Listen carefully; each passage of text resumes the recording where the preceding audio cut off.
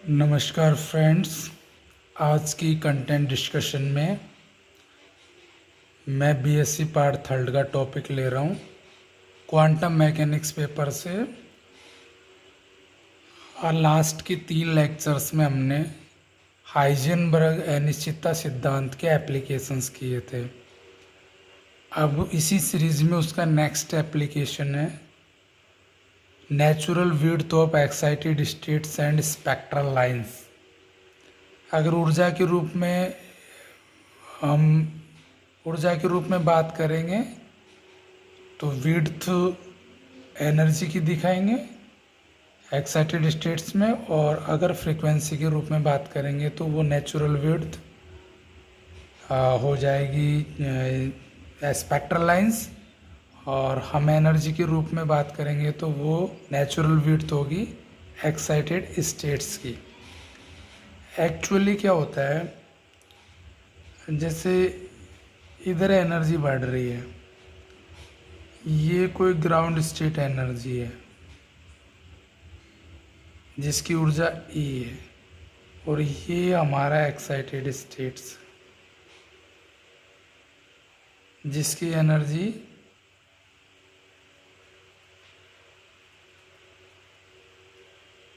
E भी है।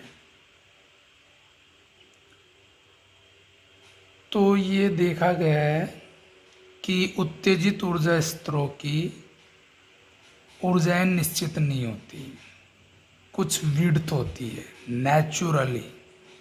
Natural width होती है, बाय डिफॉल्ट होती है। कारण क्या है उसका? कारण ये है कि कोई भी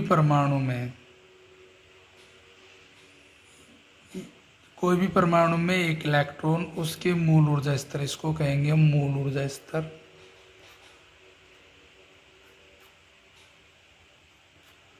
और ये है उत्तेजित ऊर्जा स्तर।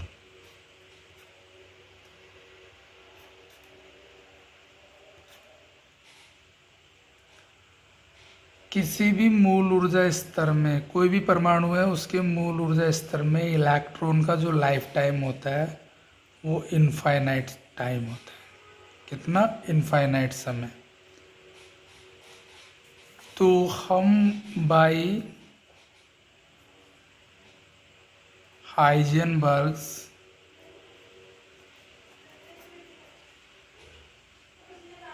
एनर्जी टाइम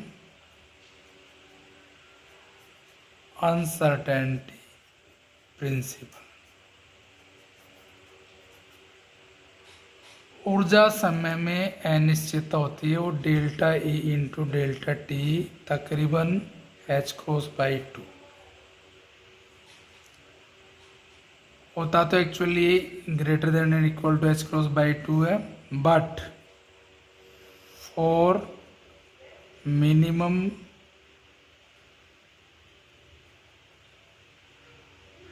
अनसर्टेनिटी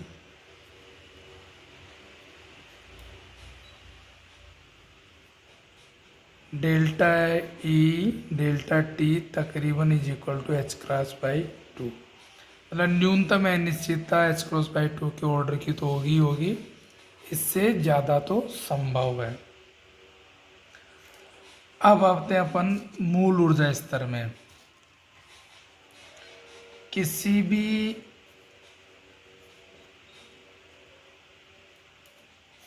परमाणु में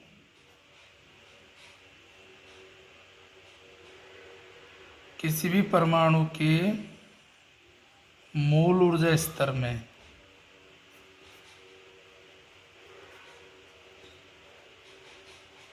इलेक्ट्रॉन का जीवन काल अनंत होता है।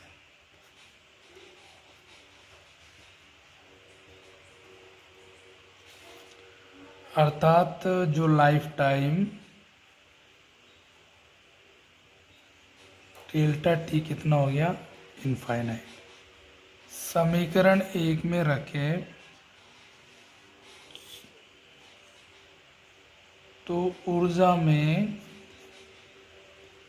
न्यूनतम न्यूनतम क्यों? क्योंकि बराबर वाला चिन्ह काम में लिया है। न्यूनतम अनिश्चितता, डेल्टा ई कितनी हो जाएगी? H cross by two into delta T. तो H cross by two delta T की जगह इनफाइनाइट, तो 0 मीन्स ई क्या हुआ? निश्चित। क्योंकि किसी का डिफ्रेंशिएशन कह दो या फिर किसी में डिफरेंसेस 0 है, इट मीन्स वो निश्चित है। तो इस देयरफॉर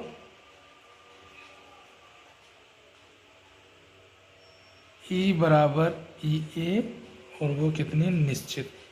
तो हम जो देख रहे हैं हम इस ग्राफ में, वो एनर्जी केवल एक ही लाइन से दिखाई गई है।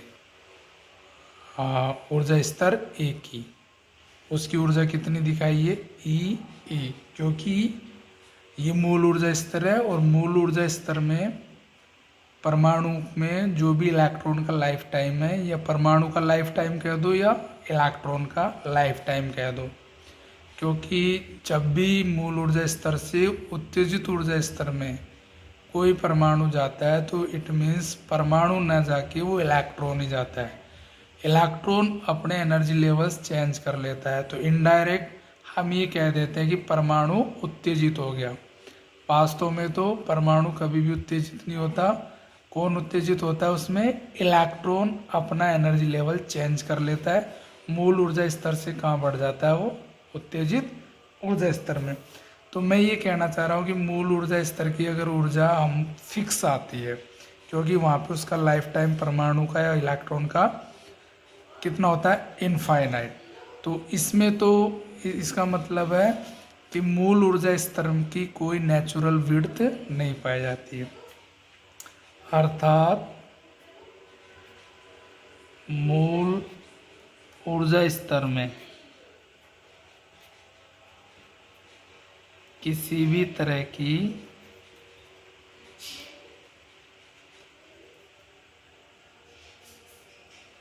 नेचुरल विड्थ नहीं पाई जाती है। राइट। अब हम उत्तेजित ऊर्जा स्तर की बात कर लेते हैं।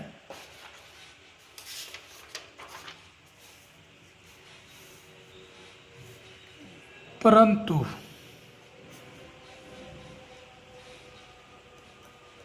उत्तेजित ऊर्जा स्तर में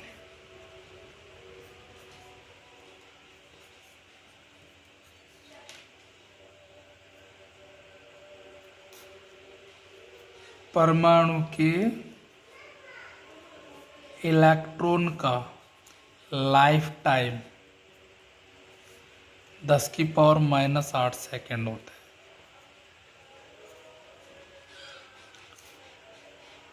कितना होता है? 10⁻⁻8 सेकेंड। तब ऊर्जा समय अनिश्चितता सिद्धांत से न्यूनतम अनिश्चितताएं delta E delta T H cross by 2। तो delta E is equal to क्या हो जाएगा? H cross by 2 into delta T. Delta E कितना हुआ?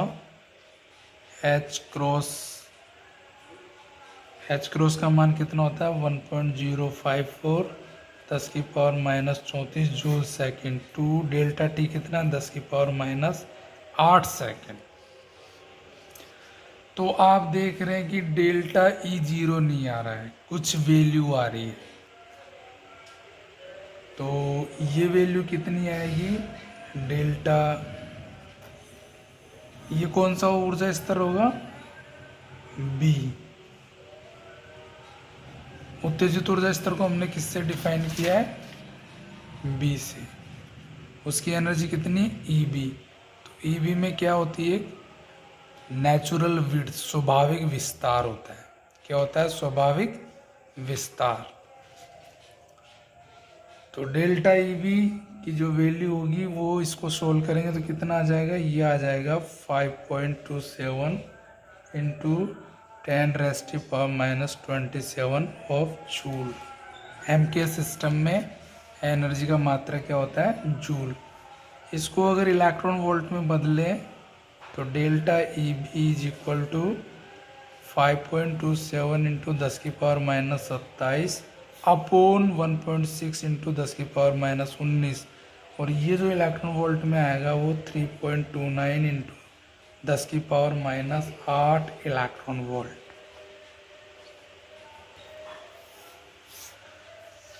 तो इसका मतलब ये जीरो तो नहीं है, जीरो होता तो ई बी निश्चित हो जाता है। तो इसका मतलब ई बी कोई फिक्स वैल्यू नहीं होकर ई बी कोई फिक्स वैल्यू नहीं होकर क्या होती है? एक विस्तार होता है, एक नेचुरल विड्थ होता है डेल्टा ई बी।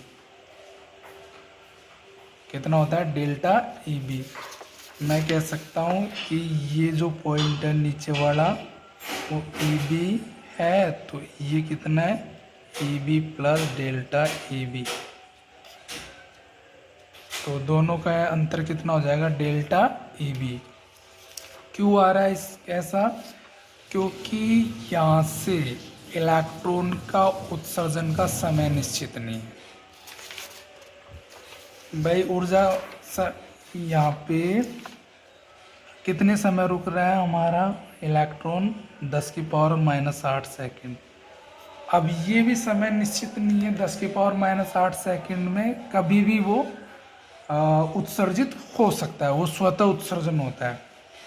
तो जब समय ही निश्चित नहीं है तो हम जब इस फॉर्मूले से जो ऊर्जा समय निश्चितता सिद्धांत है उससे आप ऊर्जा को निश्चित कैसे कर सकते हो? तो वो भी अनिश्चित होगी और वो नेचुरल विड्थ। तो ये जो है इसको जो बोलते हैं वो हम natural width of excited states. ये घटना केवल एक्साइटेड स्टेट्स की एनर्जी में ही पाई जाती है। ग्राउंड स्टेट एनर्जी में स्टेट्स में ऐसी कोई प्रॉब्लम नहीं पाई जाती।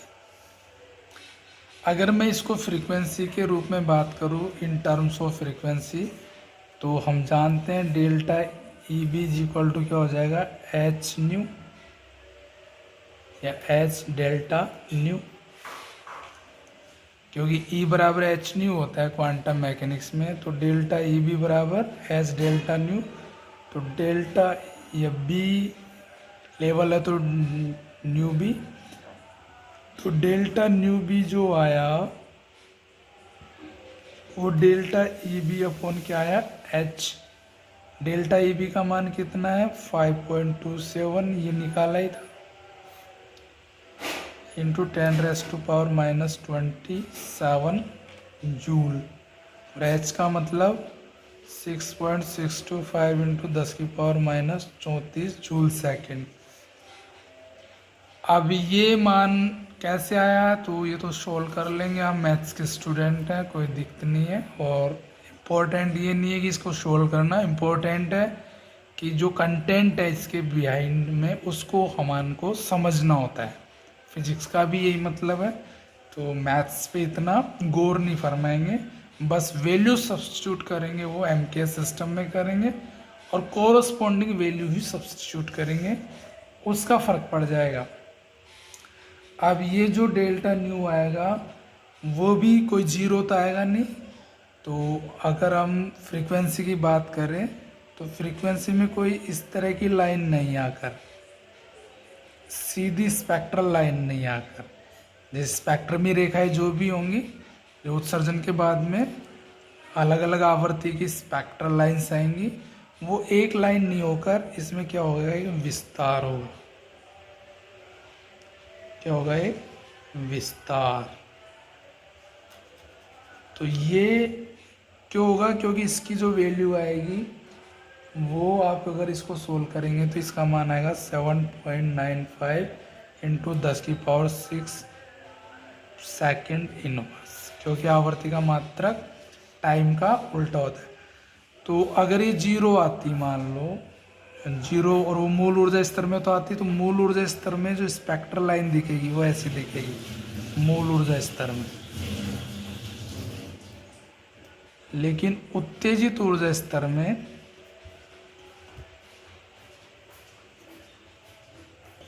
ये स्पेक्ट्रल लाइन इस तरह की दिखाई नहीं देगी, एक विड्थ के रूप में दिखाई देगी, और ये बाय डिफ़ॉल्ट होता है, एक्साइटेड स्टेट्स में ऐसा पाया जाएगा, इसलिए इसको natural width of spectral lines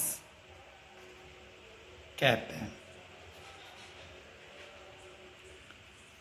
तो ये जो घटना, चाहे वो फ्रिक्वेंसी के फॉर्मेट में देखें आप, चाहे आप एनर्जी के फॉर्मेट में देखें, तो this event only occur in the excited states of the atom.